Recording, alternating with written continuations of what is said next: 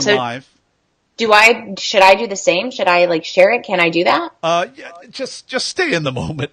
Okay, cool. I'm in the Don't moment. be the hero. No hero. I'm already doing too much. So let's have one of Got it. us who should be me, staying in the moment. Let's make that you so that you look better. I'm doing the recording. We are now Facebook Live. So Facebook Live, let us know where you're from.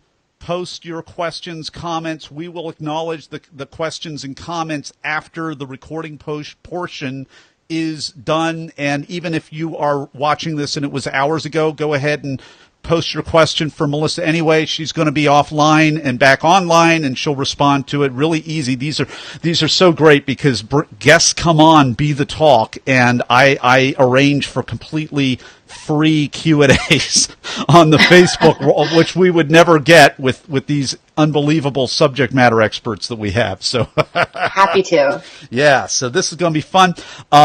You are prepared. Obviously, you watched the onboarding video. I don't even have to remember did I remember to send you the video, because now I'm driving everybody to our alumni Facebook page where there are all kinds of detailed little comments and regulations and all kinds of stuff like that. So 2-minute summary of your talk, which is the crisis-ready management in the 21st century. And then we'll have the conversation. Then we'll have the blitz round. And then we'll have the final word of advice. And I put little ad spots for those last two. And then, you'll know when you're on for that. Any questions before the recorder's on, Melissa? Nope. All right. No questions. Cool. I'm good. All right. Yeah. Well, we are ready to rock. We are doing great on time. I'm pulling up my spreadsheets again. And there we are right there. Now I've got to do my first one in a while without my glasses, so I'm going to try to make the spreadsheet a little bit bigger, which I've just done. All right.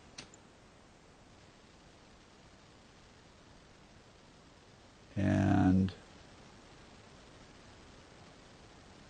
your face window is covering over, no fault of your own, covering over the title of your talk window, and I am inserting cells to push that down because I've got Skype and I've got this third-party Facebook Live thing, and now I can see everything that I need to see. Oh my gosh, this is crazy. Nothing on my end? Nothing. No, you look great.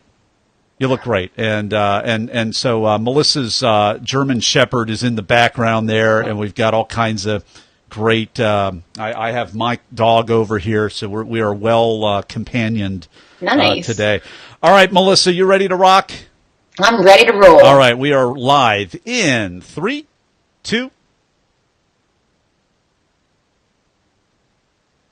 We are live with MelissaAgnes. Melissa, are you ready to talk? I'm ready to talk, Nathan. Author of Crisis Ready, Building an Invincible Brand in an Uncertain World, MelissaAgnes is a leading authority on crisis preparedness, reputation management, and brand protection. Agnes is a coveted speaker, commentator, and advisor to some of today's leading organizations faced with the greatest risks. MelissaAgnes, welcome to the talk. Thank you for having me. Your talk is called The Secret to Successful Crisis Management in the 21st Century. I mean, aren't we getting pinged with this every single day? There are data breaches. There are questions of videos that we see from body armor on police departments. You're addressing all of these things, and I love about your talk, it's real world. It was for TEDx, the city of Los Angeles. It was their emergency preparedness management department, and you have real life stories and case studies of brands and organizations that did it right, proactively, and those that maybe didn't think that far ahead. So please just summarize and take us behind the talk. Sure. Behind the talk. So the whole thing with me is about being crisis ready. And being crisis ready means that we're not reliant on a stagnant plan anymore. Instead, because things move too fast, especially, and remembering that my TEDx talk was for emergency management professionals, but I also knew that it needed to go beyond that because it was going to go down, in YouTube history. So the whole thing about being crisis ready, so not being dependent on a plan, but having an entire team that instinctively knows how to identify risk, assess its material impact on the organization, and respond in a way that actually increases stakeholder trust and credibility and goodwill in the brand. Whether you're an emergency management department, law enforcement, government agency, straight through to the corporate world. And that's the main message, and that's my main message, and that was the focus of my TEDx talk.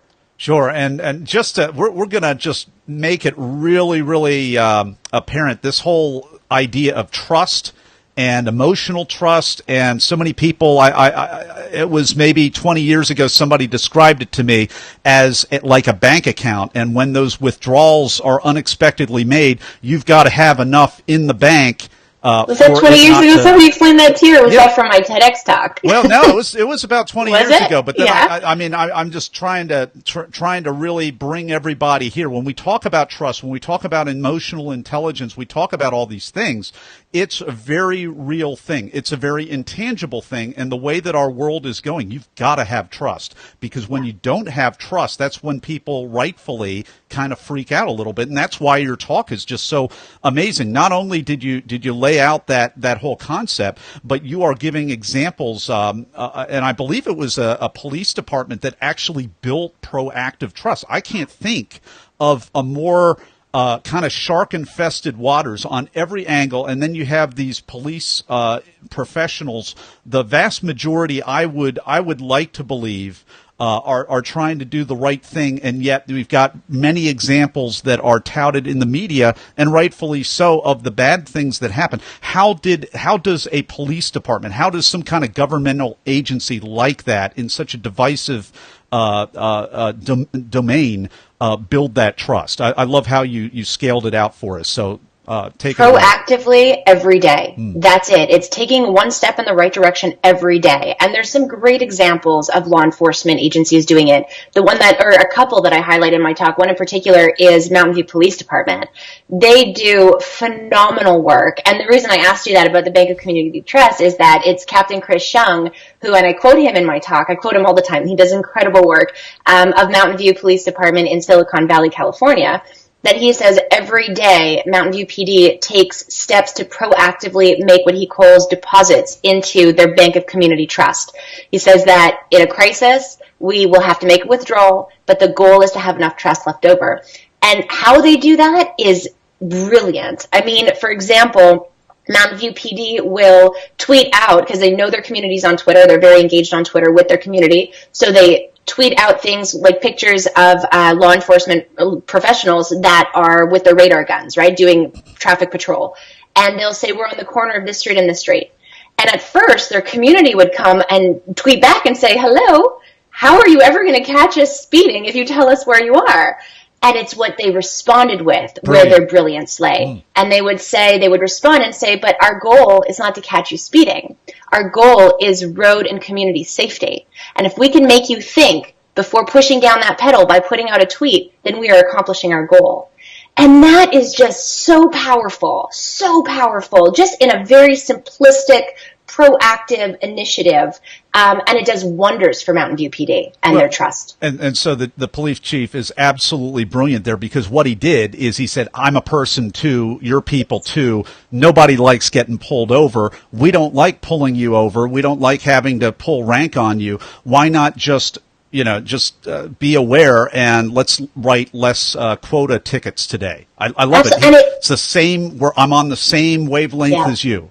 Yeah, and it debunks the whole myth of where they just want to meet a quota, right? No, it's for a greater purpose, and it's bringing that to make it real for their community and to show them, and it does wonders for them. And that's just one example from them and of one great law enforcement agency. There's tons out there. So let's take a little flip of the coin here. I'm thinking Me Too. I'm thinking large institutions. I'm talking data breaches. There are it's like everybody else out there is not being proactive enough, or they're just plain doing the wrong thing. So assuming the listener, okay, Talk Universe, assuming they are in charge of or working in an organization that's not doing the right thing? What are some things that an organization can start doing without blowing the lid off of everything to start correcting the ship so that someday they can become that proactive? So we're gonna take that question and also assume that the culture is right. Okay. This is not a corrupt culture of an organization. This is a culture that prioritizes people first above process and bottom line. It's a big assumption, so I appreciate that you bring that up. Well, just because otherwise I could talk for hours on that one. So we're going to assume that. Starting to become crisis ready, there's some essential things that you can start doing that are very easy to do and yet so powerful. One of those things, as a first step, is to define issue versus crisis for your organization. Because when we define what an issue versus a crisis is, and it's not the same for every organization, then we can assess a situation properly and respond effectively. So would you like me to define? Oh, absolutely. And I love that you separate that, the issue versus the crisis. It's so important because an issue today can go viral, and virality is not the criteria for defining crisis. So an issue can go viral and not escalate to crisis level. And that's so essential to understand if you're going to respond properly. So a crisis, definition of a crisis, is a negative event or situation that stops business as usual to some extent. Stops business as usual to some extent because it needs to be escalated all the way up to leadership. Why? Because it needs their guidance, their directive, their decision-making, because the situation threatens, and I'm going to underscore the word long-term, impact on one or all of the following 5 things. People, the environment, business operations, the organization's reputation, and or the organization's bottom line. So it's a negative event that stops business as usual to some extent, needs escalation to leadership because it presents long-term material impact on one or all of those 5 things. Whereas an issue is a negative event or situation that doesn't stop business as usual. Issue management is business as usual on hyperdrive because it does not threaten long-term material impact on any one of those 5 things. And I have a great example that compares apples with apples, if you'd like, to make that really real. Sure. Okay. So do you remember what happened at the Oscars in 2017? If I watched them, I would. So okay. I don't watch them either, but this was all a buzz. So I'm forgetting. There's so much drama every year. I forget. What was it that year? So at the end, the coveted award at the end is Best Picture. La La Land was named Best Picture in 2017. And so everybody from La La Land gets up on a stage. There are 3 acceptance speeches in, and all of a sudden they go, oops, La La Land didn't win. Moonlight won. So this whole fiasco, this embarrassing moment ensues. It was another Steve Harvey moment with Miss Philippines instead of Miss Venezuela or whatever it was, because that's what happened at Miss America or what? Yes, except Miss this Universe. Yes, except that this one blew up even further because it was the Oscars, and it happened live. And then so this whole embarrassing moment took place. Nobody really knew what to do and how to go about it. Nobody, La La Land, Moonlight. And for days, the buzz was all about on social media, went viral, the crisis at the Oscars. Now, Nathan, let me ask you this. In accordance with the definitions that I gave you, was this an issue or a crisis, do you think, for the Oscars? For the Oscars. I don't think that would threaten the long-term stability of the Oscars as an institution, so I would say it was probably an issue rather than a crisis. It didn't stop business as usual, right? I said business as usual on hyperdrive. Yeah. That's what this was, even though it went viral. And you're absolutely right, it has no long-term material impact on the brand, on people. Putting that in context, a crisis for the Oscars would be, and I'll knock on wood, God forbid, a terrorist threat. Mm-hmm. That would be a crisis for the Oscars, okay? A little mishap of this assortment is not a crisis. Mm-hmm. Now let's take that same exact situation and PricewaterhouseCoopers, PwC, the accounting firm that is responsible who has had a relationship with the Oscars for over 70 years and is responsible with the honor of, taking all the ballots, figuring out who won, and handing off those envelopes. They handed off the wrong envelope. That's what happened. Issue or crisis for PwC? Yeah, I think that would be kind of a crisis in terms of ever having them do it in the future. Right? So impact on. So let's picture, I love to do this. Let's picture leadership of PwC. And their brand is all trust and complete lockdown, and we are completely, in every way. We manage your money. We're ethical, we're detailed, we don't make mistakes. And we handed off the wrong envelope, right? So what's the risk there? The risk on reputation is, well, if you can't hand off the right envelope, what else can't you do that I'm trusting you to do that's a little bit more serious than that? And then I say, so business as usual stops. Can you picture leadership going into work that next day? That was not business as usual. That was managing to make sure that they weren't impacted long-term with the relationship with the Oscars, making sure that perception on the brand wasn't reputation wasn't lost. That was a potential crisis for PwC. And I say potential crisis because PwC was crisis ready, and they managed to take a potential crisis and de-escalate it down to issue and manage it beautifully. But they were in crisis mode. So we have the same situation, two different brands, viral issue for one, crisis for another. Very well explained, and we've been having a very fascinating discussion with MelissaAgnes, the author of and the speaker at the TEDx City of Los Angeles, called "The Secret to Successful Crisis Management in the 21st Century" is her talk, and we are going to be right back with her talking even more detailed in the Blitz Round.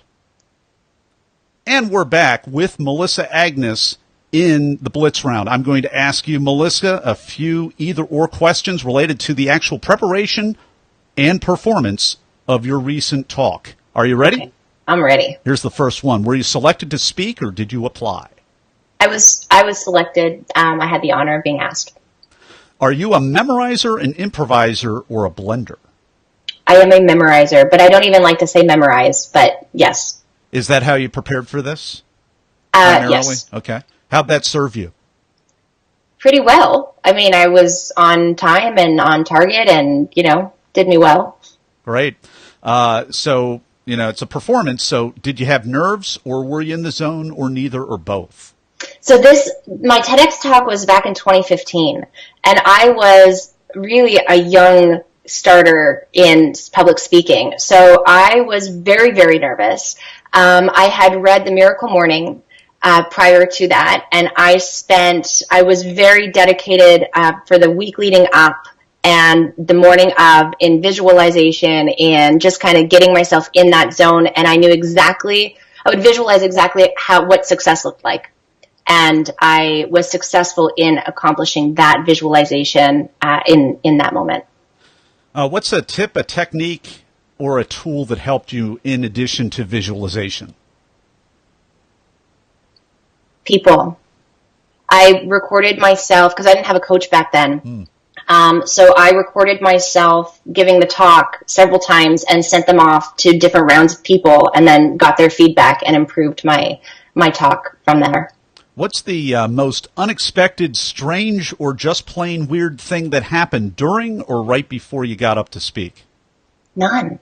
I know that you were going to ask that. I was like, nothing strange or unexpected, thankfully. I'm risk management, right? So I try to mitigate the risk of... the emergency management department. When the emergency management department puts on a TEDx talk or branded talk, there might not be anything crazy.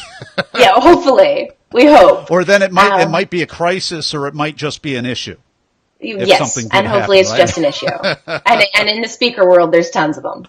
For sure. Now, Talk Universe, I am hoping that you will check out our show notes page, because then you're going to be able to connect with MelissaAgnes. You can go to her talk and you can watch that. It's called The Secret for Successful Crisis Management in the 21st Century. It's at our show notes page at bethetalk.com. You can also connect with MelissaAgnes at her website, MelissaAgnes.com. And in just a moment, we're going to be right back with MelissaAgnes for the final word of advice for You Talk Universe. And we're back with MelissaAgnes, and the final word of advice from me to you is, in speaking, right, not in crisis, know your content, be prepared, put time and energy into honing your craft. MelissaAgnes, thanks so much for coming on the talk today and sharing your amazing insight and wisdom with Talk Universe. Thanks to you, Nathan. And I do not lie, that goes fast. It does go fast, Oh my very gosh. fast. I was like, I promised more tips, and I only gave one. No, well, I mean, I was really, I mean, I almost put it right there on the recording. I'm going to try to hit you up for a bonus session at some point in the future, just because, I mean, you're extremely articulate. This is usually, I have like at this point 150 recordings in or so.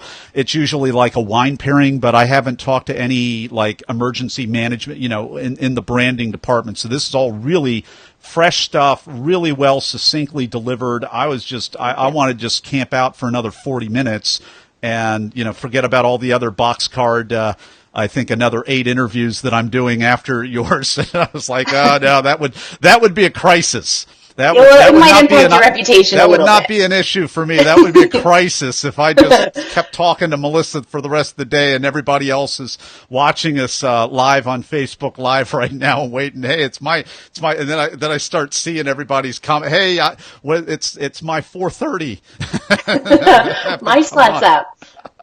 All right, hey everybody. Same deal. If you want Q&A and you're watching this right now, you're watching the replay, you can write it right in there.